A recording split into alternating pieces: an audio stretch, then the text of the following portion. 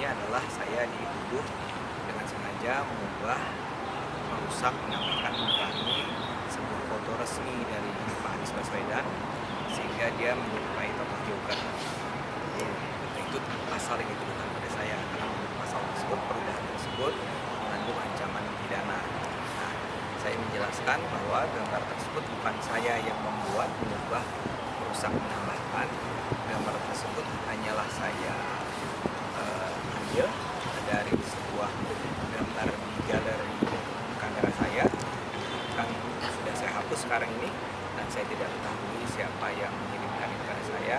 Tapi saya pikir gambar tersebut secara baik mewakili sikap banyak orang Jakarta dan saya sendiri tentang apa yang dilakukan oleh Pak Anies, yaitu Pemda DKI mengeluarkan anggaran, rencana anggaran 82 miliar buat HKI.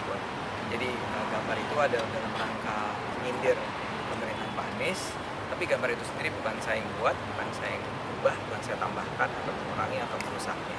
Itu yang saya jelaskan kepada Pak penyidik tadi. Total berapa pertanyaan, Pak?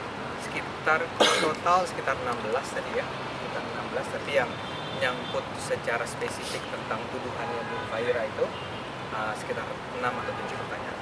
Soal penyebarannya melalui akun Facebook kamu? Lalu akun Facebook saya itu juga ditanyakan. Saya itu akun Facebook saya sendiri yang menguploadnya, jadi bukan melalui admin ya. Jadi saya sadar bahwa itu saya lakukan, tidak ada perubahan di situ. Saya ditunjukkan gambar foto dari Facebook saya bilang itu benar saya. Setelah dari pemeriksaannya, apakah abang masih lagi bahwa tidak ada kesalahan? Boleh komentar?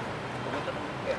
Jadi kalau dalam pandangan saya, karena tuduhannya adalah mengubah, menambahkan, mengurangi, merusak, ya, karena saya merasa saya tidak melakukan itu, maka saya sih merasa seharusnya saya tidak bersalah dalam hal ini. Dan saya rasa dia Bu Fahira harus sadar bahwa saya berulang kali mengatakannya pada Bu Fahira dan pada kuasa hukumnya, bukan saya itu yang mengubah, tapi beliau rupanya masih merasa tidak puas dan melaporkannya kepada polisi. Kalau rencana abang untuk melakukan upaya itu?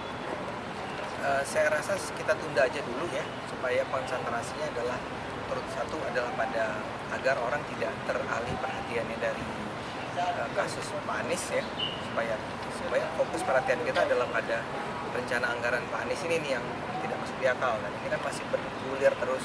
Kalau sekarang ini ada isu lain dengan Bu Fahira, saya takut ini jadi mengacaukan perhatian kita semua ya.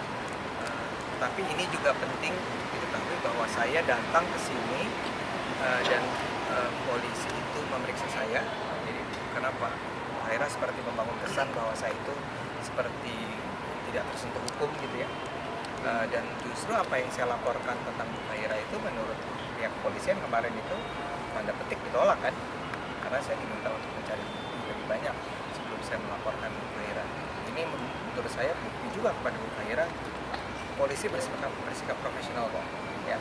Jadi ketika laporan saya buktinya kurang, ternyata saya diminta untuk melengkapinya dengan bukti yang lebih lengkap. Artinya polisi juga tidak diskriminatif.